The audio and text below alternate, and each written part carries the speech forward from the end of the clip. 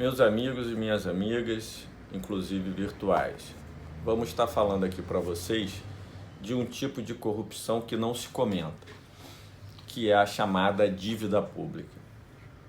Bom, óbvio que você tem inúmeros trabalhos aí na internet, muito bons, inclusive todo um trabalho da auditoria cidadã.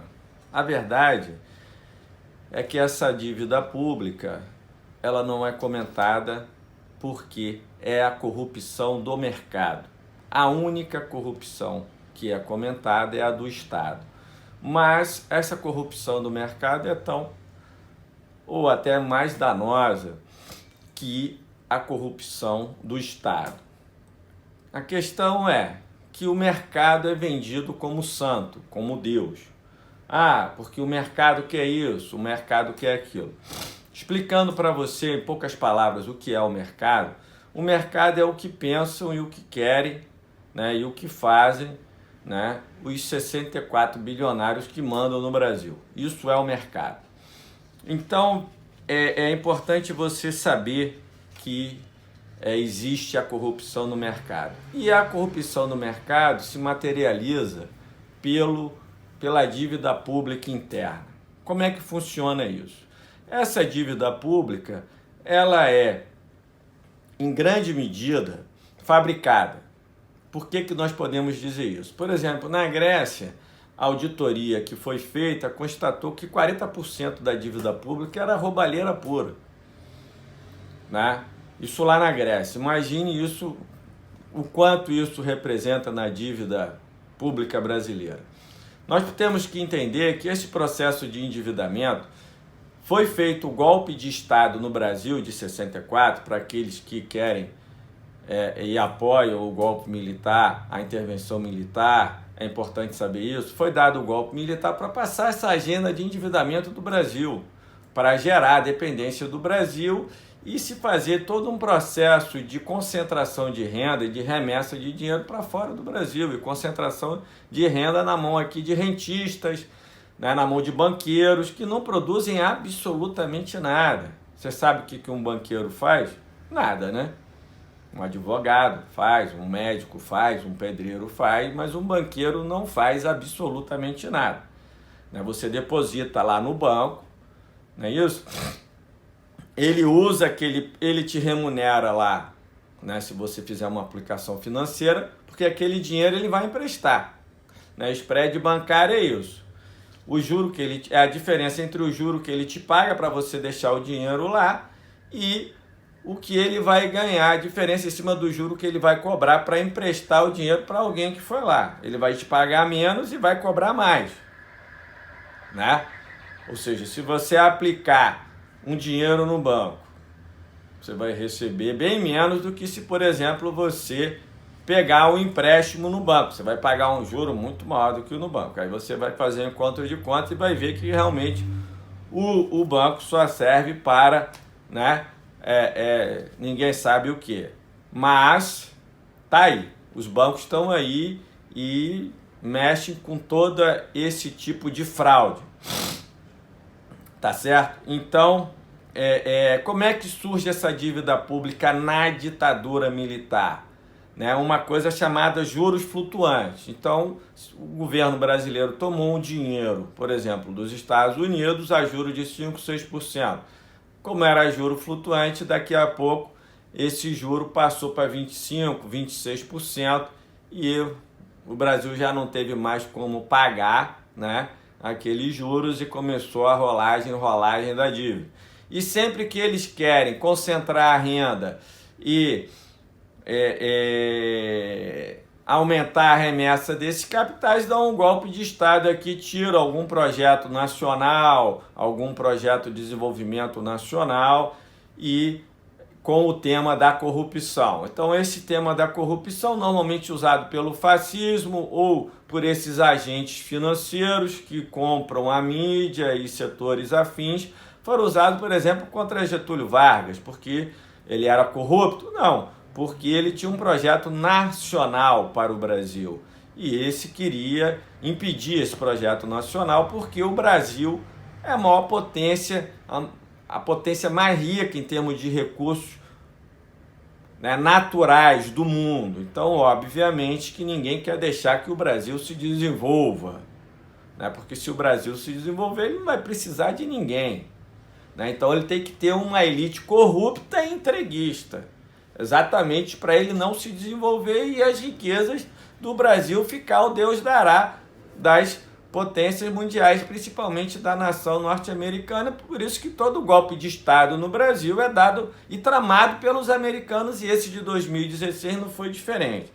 Então você vê que não se fala da corrupção do mercado, né?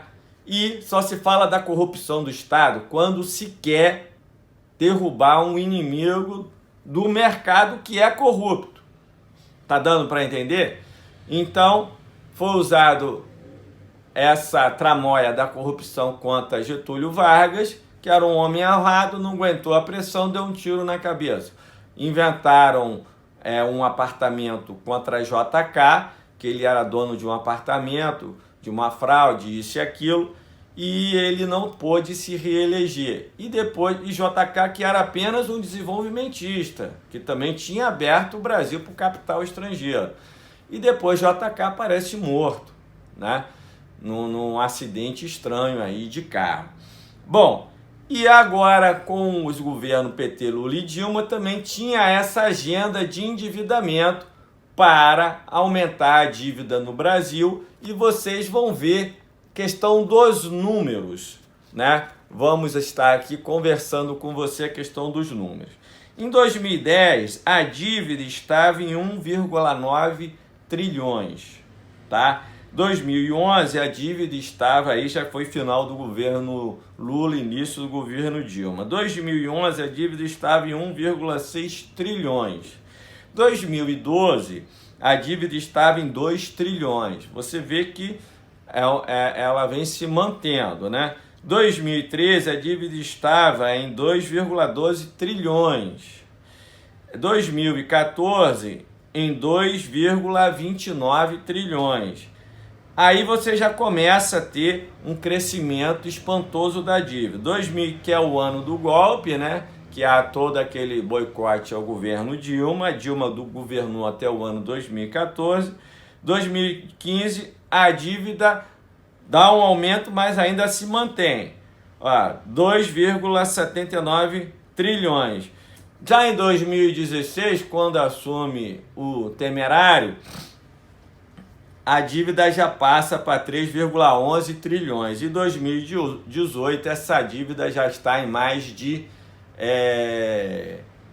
5 trilhões brasileiros e brasileiras, meus amigos e minhas amigas, inclusive virtuais. Então, segundo a Secretaria de Tesouro Nacional, a dívida pública cresce somente por conta da incidência de juros. A dívida pública federal, que inclui os endividamentos do governo dentro do Brasil e no exterior, só está aumentando e o pagamento dos juros. Por isso, o Brasil é um país tão rico, talvez o mais rico do mundo em riquezas naturais, e tão pobre quanto a qualidade de vida do seu povo. É por isso que falta dinheiro para a educação, para a saúde, para a segurança, para o saneamento básico. E você sabe, você, classe média, você, né, trabalhador, você empresário, você paga aí, estima-se uma carga tributária de 40%, né? 40% do que você ganha é tributo. Então você trabalha quase meio ano para pagar imposto.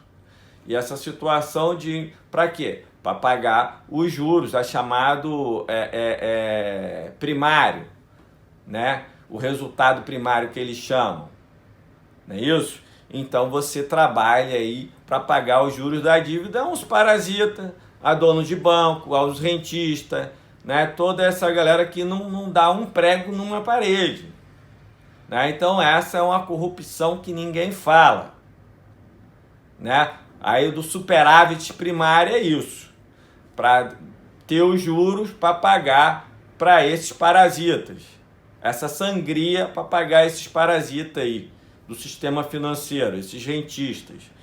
Então, vamos agora falar o quanto que foi gasto com juros.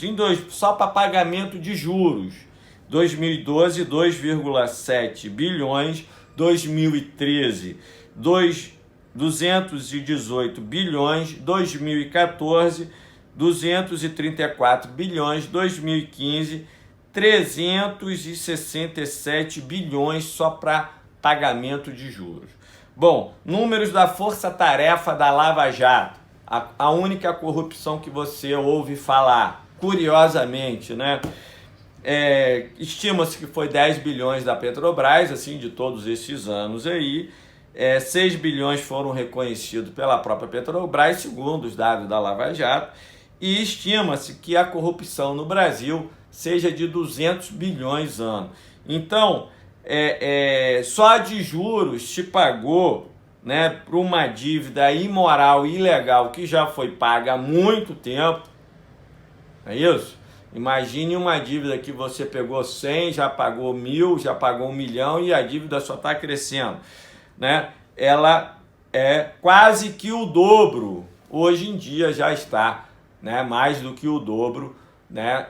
Do que se evade em corrupção no Brasil. Então, essa é a corrupção que ninguém fala. Então, quando você vê picareta falando em corrupção, em roubalheira e não falar nisso, é porque ele é apenas um picareta e está querendo enganar você. Mas agora você já sabe.